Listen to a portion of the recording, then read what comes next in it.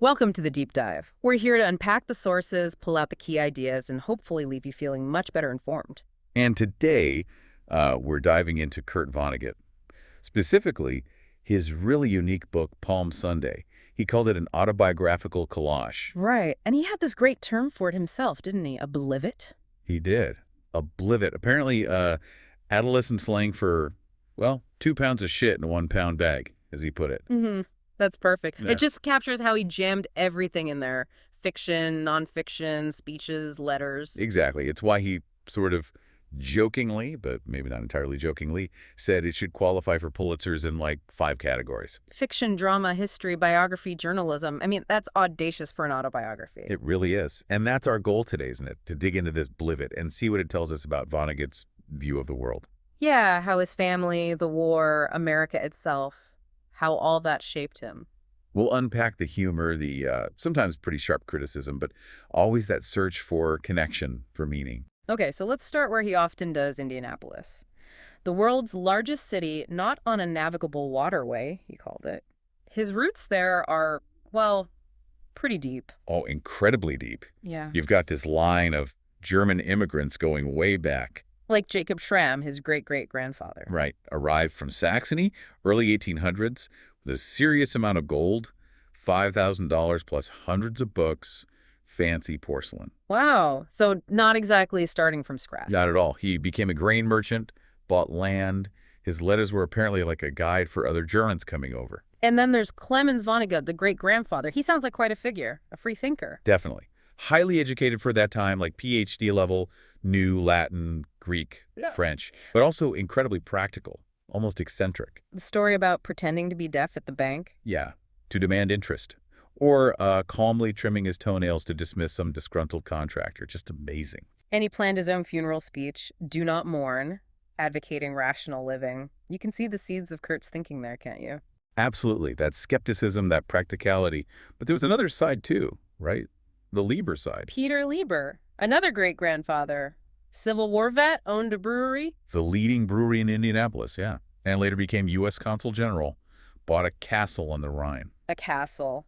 So, quite a contrast between that kind of grandeur and the hard times Vonnegut himself knew later. What happened? Well, a few things. Prohibition really hurt the brewery business. Oh, okay. And there was maybe some overspending. Kurt's parents kept up appearances, even his money got tight. So young Kurt gets pulled out of private school, goes to public. Right. He really only knew the Depression-era struggles firsthand. And you could feel how that shaped his whole attitude towards wealth, towards class. He wasn't comfortable with it. And this German background, how did that play out, especially with the World Wars? It's interesting. He points out that despite millions of German Americans, there was basically zero treason in either war. They rallied behind Britain, their adopted culture, against Germany. But there was still that tension, right? Woodrow Wilson and the hyphenated Americans comment. Oh, definitely. Vonnegut talks about this lingering unease, this frisson he felt around people who hated Wilson for that. It led to suppressing German culture, music, language, even sauerkraut. A lobotomizing of American culture, he called it. Yeah. Oh. And he ties all this into his own feeling of, well, embarrassment. He wasn't chasing the wealth his parents maybe missed. No, quite the opposite. He felt uneasy about prosperity. He learned to kind of scorn that world from his public school friends. Giving them up would be like giving up everything, he said. This lifelong hum of embarrassment, even dreaming he'd committed murder. Right, like Raskolnikov in Crime and Punishment. It ran deep. And his family's reaction to his writing didn't exactly help, did it? No, his Indianapolis relatives weren't fans. His uncle couldn't read Sirens of Titan. And his Aunt Ella, who owned a bookstore, refused to stock his stuff, called it degenerate. Ouch. He even quotes his freethinker great-grandfather in Palm Sunday about marrying someone superstitious. Yeah, risks his liberty and his happiness. A clear reference to his first marriage, which ended painfully. So, okay, let's shift to his writing itself. He saw his generation Salinger, James Jones, as maybe the last of their kind. Full-time, lifetime American novelists. He did. He felt they were uniquely shaped by the Depression and World War II. That shared experience plus a kind of freedom to say anything back then. Freedom he felt was maybe lost later. Seems that way. Those massive crises forged a certain kind of voice, maybe a tougher, more direct one. And that directness comes through in his language. He defended using coarse words. Yeah, his argument was simple. Real people talk like that. Soldiers, workers. He said bad deeds and lies harm kids, not swear words. It's about reflecting reality. Makes sense. And he also deliberately avoided deep love plots. Right, because he felt once love enters the story, readers just go gaga and don't care about anything else. It takes over. Very pragmatic. Pragmatic is right, even in teaching creative writing. His advice on plots. Keep it simple. Characters need to want something right away, even something tiny. Like the nun with the dental floss. Exactly. That little bit of immediate tension hooks the reader. He thought plotlessness just shuts the reader out. And humor, of course. Central to everything Vonnegut. His theory about youngest children needing to be funny. Classic Vonnegut psychology. Yeah. You have to specialize to get noticed. He even shared his best joke. The one about the cows and the cream bottles. That's the one. Told it at a GE event. The VP apparently got a nosebleed from laughing. And Vonnegut got fired the next day. Yep. But he had this interesting idea about jokes. Yeah. They challenge you to think, then they kind of let you off the hook intellectually. Release, yeah. But on censorship, he wasn't joking around at all. He was furious about book banning. Absolutely scathing, calling banners bad citizens and fools, orangutans. And telling them to have someone read the First Amendment out loud. Intense. Very. He took satisfaction, though, that court cases against his books almost always got overturned higher up. And he linked it to a bigger point about American freedom, didn't he? Relying on human law. The Constitution, not some vague divine or natural law. Precisely. Because who really knows what God or nature intends? He saw relying on that as dangerous, pointing to historical examples, even Hitler, where leaders claim to know divine will. It's about clear, human-made rules. Speaking of pushing boundaries, the big space fuck. First story with that word in the title. He claims so. It's pure satire, right? Yeah. Humanity's on down the drain, everything's shit in beer cans in 1989. And they're firing freeze-dried jism into space. Yeah, at Andromeda to keep the species going. Plus giant lampreys in Lake Erie, a daughter suing her parents for ruining her. It's wild, grotesque, peak Vonnegut commentary on self-destruction. It's the kind of vulgarity, maybe, that he felt his mother secretly wanted in her own writing dreams. Could be. He felt he fulfilled her ambition to write for those slick magazines, but through his own much earthier style, it came easy to him. And his sister Alice was his first reader, his audience of one. Yeah. While his father, apparently a great writer himself, didn't read much. Interesting family dynamics around creativity. Okay, let's turn to World War II. The defining trauma. He was a scout in the bag lunch division. Right, his term. And he jokes he wasn't really trained for infantry, just played ping pong and filled out forms. Yeah. Then captured at the Battle of the Bulge. And shipped to Dresden in those boxcars. The ones used for Jews, gypsies, Jehovah's Witnesses heading to death camps. She recognized them. Imagine the chilling realization on that journey. And then Dresden itself, the firebombing, the details he gives are just unimaginable. Digging through rubble for bodies, 130,000 of them. He calls it an elaborate Easter egg hunt. That's brutal. And the flamethrowers. Yeah, used to cremate bodies in basements because there were just too many. That was his moment of truth, realizing the scale of it was hidden from the American public, even soldiers. And that calculation, $3 for each person killed, it's utterly devastating. It's a way of processing the unthinkable, isn't it? And this feeds directly into his critique of technology, of our blind faith in it. Hiroshima, he said, showed a diseased soul. A soul so sick that it did not want to live anymore. Capable of creating physics based on nightmares? Like, our tools outran our humanity. And he had strong words for people defending the nuclear industry. Filthy little monkeys. Yeah. He didn't mince words when he felt morality was compromised by technology or power. But he mourned Dresden, even though it was technically a Nazi city.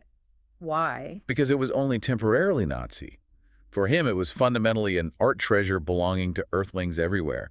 Its destruction was a loss for all humanity beyond the immediate politics of the war. After seeing all that, it makes sense he'd focus so much on meaning, and especially on loneliness. The #1 American killer, he called it. Yeah, he really believed we're wired differently. We're gregarious creatures meant for big, stable, extended families, like 50 people or more. He contrasts that with the modern nuclear family. Which he saw as just. Not enough. Not enough support. Not enough of companionship. He'd point to groups like the Nigerian Abos, with potentially thousands of relatives who know them. So for him, the isolation of the nuclear family was a major driver of things like divorce. Definitely. It just puts too much pressure on too few people. That play ending, he imagined. I'm sorry, you need 100 companions. I'm only one person. Exactly. It sums up that perceived inadequacy. It's tragic, but also kind of darkly funny. So his solution was, looking back, I have seen the past, and it works. He meant returning to those more communal structures, extended families, tight-knit communities. He felt they offered more humane and comforting ways to live. He even thought demands for economic justice were often really cries for less loneliness. Interesting. And this desire for a better way led him to propose a new moral code. Yeah, something simple, heartfelt, understandable by anyone, not like the old codes, which he felt led to hypocrisy and needed experts to interpret. So what was his code? Really direct and focused on the planet. Anything which wounds the planet is evil, and anything which preserves it or heals it is good. Wow. Simple, powerful. But given his views on humanity, was he optimistic about us actually following it? That's the big question, isn't it? The tension between the ideal and the often bleak reality he portrayed. And speaking of reality versus ideals, his take on William F. Buckley Jr. and happiness is fascinating. He saw Buckley as having won the decathlon of human existence. Born rich, happy, intellectually confirmed in his beliefs, never really challenged. Unlike Vonnegut himself. Right. Vonnegut described his own beliefs as soft and complicated. A pacifist, anarchist, planetary citizen, always grappling. Buckley's happiness seemed almost effortless. Vonnegut's, if found, was hard-earned. It's quite self-aware, and yet he clearly was an artist. He shares that definition from his mentor at Chicago. About reducing chaos to order within a small space, a canvas, a page, a piece of scone. Yeah, and he saw his own writing, organizing sheets of paper, as exactly that, finding order, maybe even hiding from the chaos a bit. It fits. And he worried about the broader culture losing its ability to find order or even common ground, losing those shared reference points. Like Shakespeare or the Mona Lisa things everyone used to know, drowned out by fleeting pop culture. Yeah, Howdy Doody, Farrah Fawcett Majors, ephemeral stuff replacing lasting cultural anchors. He also spoke very directly about mental illness through his son Mark's experience. Emphasizing it's biological, a chemical catastrophe, not some romantic societal rebellion. Absolutely. He hated the romanticization of it, saw it as deeply damaging. So with culture fragmenting, what's the bulwark? For Vonnegut, it seems to be reading, libraries. Definitely.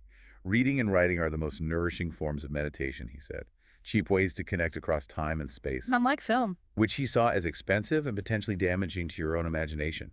The library, the book, that was the key. And underneath it all, that thread of skepticism right back to his great-grandfather, Clemens the Freethinker, his own corrosive agnosticism. And summed up in that amazing line from his Mark Twain speech. Live so that you can say to God on Judgment Day, I was a very good person, even though I did not believe in you.